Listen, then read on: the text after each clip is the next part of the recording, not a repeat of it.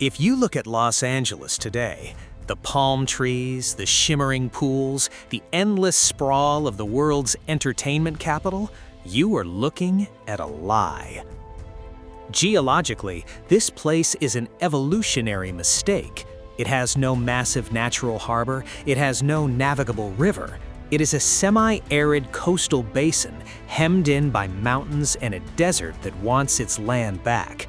By all the laws of urban planning, there should not be a megacity here. But 170 years ago, before the cameras arrived, Los Angeles wasn't a dream.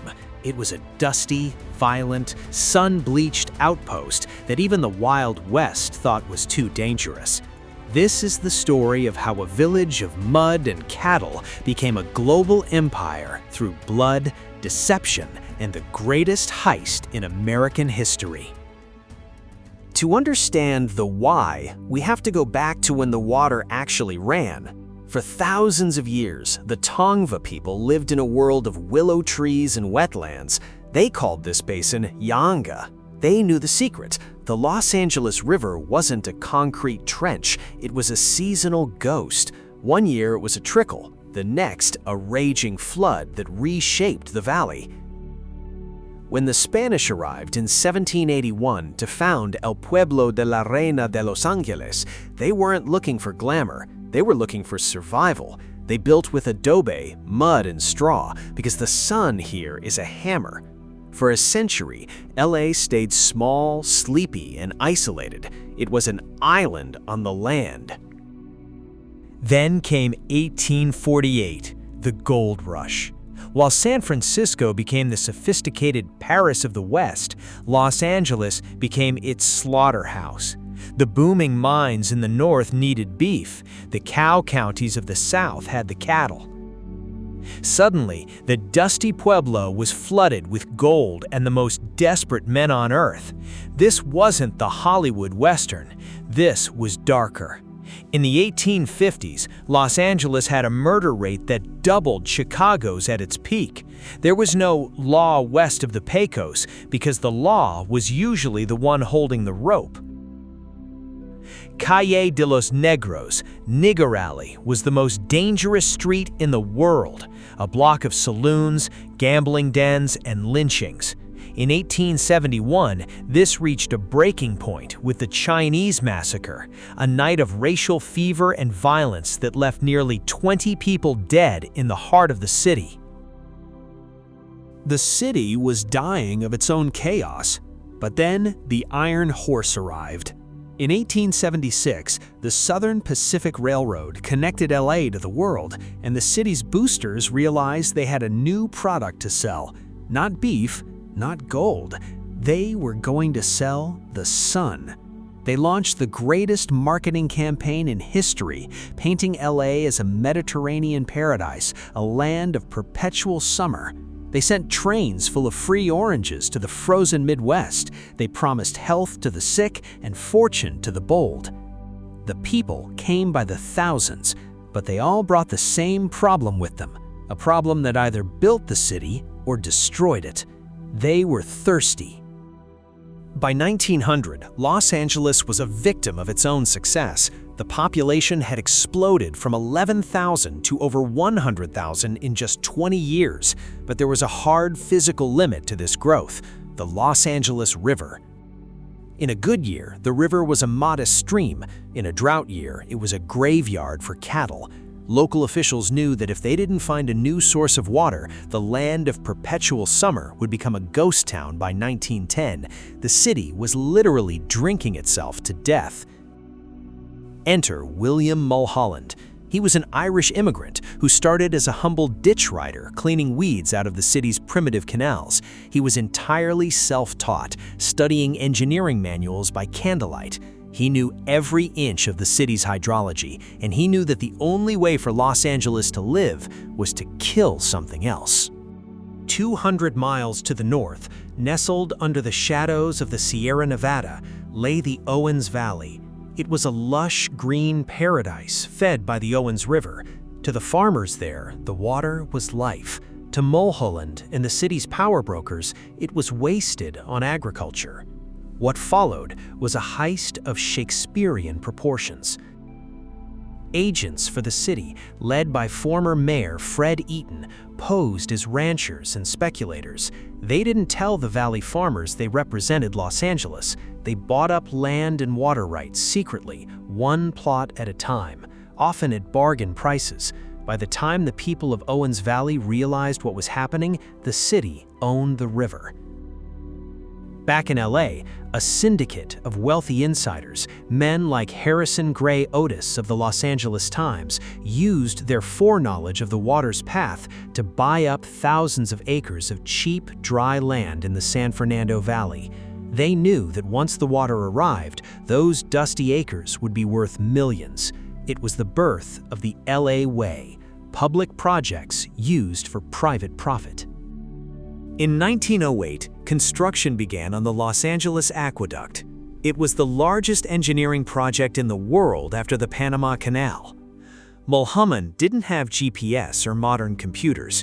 He had 5,000 men, thousands of mules, and a brutal deadline. They had to build a 233-mile straw across a blistering desert, over mountains, and through solid rock, all powered entirely by gravity. Not a single pump was used to move that water from the mountains to the city. The conditions were hellish. Men worked in 120-degree heat, blasting tunnels through the Elizabeth Lake Mountains. Every foot of progress was paid for in sweat and dynamite. While the city cheered, the Owens Valley watched their lakes dry up and their orchards wither. The Green Valley was turning into a dust bowl. November 5th, 1913. 40,000 people, nearly the entire population, gathered at the Cascades in Sylmar. Mulholland stood before the crowd. He was a man of few words, hardened by the desert. As the giant gates were cranked open and the first rushing white foam of Sierra water spilled down the concrete spillway, he didn't give a long speech. He simply pointed at the water and said, "There it is. Take it." Los Angeles had won. It had secured enough water to support millions, but the victory came with a dark shadow.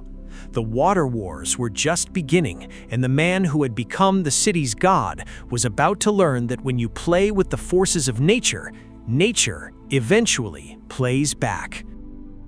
While Mulholland was securing the city's thirst, another group of outlaws was arriving to capture its soul.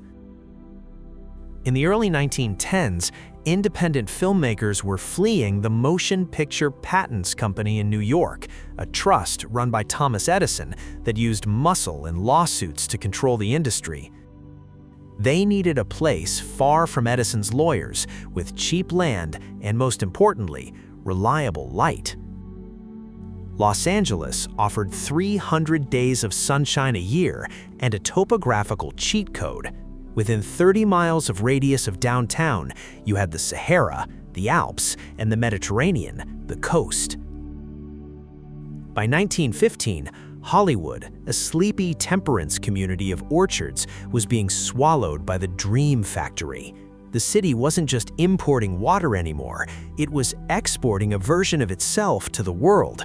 A version where everything was possible, where the desert didn't exist, and where the sun never set on the American dream. But the foundation of this dream was built on a terrifying hubris. William Mulholland, now a titan of the city, believed he could engineer his way out of any problem. In 1926, he completed the St. Francis Dam, a massive concrete gravity dam designed to create a backup reservoir for the city. On March 12, 1928, Mulholland himself inspected the dam after reports of leaks. He pronounced it safe. 12 hours later, at 3 minutes before midnight, the San Francisco Dam collapsed. 12 billion gallons of water surged down the San Francisco Canyon in a wall of debris 140 feet high. It wiped out entire towns, power plants, and ranching families in their sleep. Over 400 people were killed. It remains the second deadliest disaster in California history, surpassed only by the San Francisco earthquake. Mulholland took the stand at the inquest, a broken man. He famously said, "I envy the dead." His career was over, and the era of the unquestioned engineer died with those victims. The city had its water, but it had finally seen the bill. As the mid-century approached, LA made its final transformation. To protect the sprawl from the river that had once sustained it, the Army Corps of Engineers turned the Los Angeles River into a concrete coffin. They paved it. The living heart of the basin was hidden in plain sight, a storm drain for a city that forgot it lived in a desert. The sprawl exploded outward, fueled by the new religion of the automobile and the post-war boom. The city that shouldn't exist had become a megalopolis of 10 million people, all living on borrowed water and cinematic illusions. Today, Los Angeles stands as a monument of human will. It is a place of breathtaking beauty and profound artificiality. We see the palm trees, but forget they aren't native. We see the green lawns, but forget they are fueled by a river hundreds of miles away. LA is a warning and a wonder. It tells us that we can build paradise anywhere if we are willing to pay the price, but that the desert always remembers where it used to be. The city didn't just grow, it was willed into existence by men who refused to accept the limits of nature. And every time a camera rolls on a Hollywood set, it's capturing a dream that started in a dusty pueblo of mud and blood, built by those who knew that in the West, water isn't just life, it's power. As always, we'll see you in the past.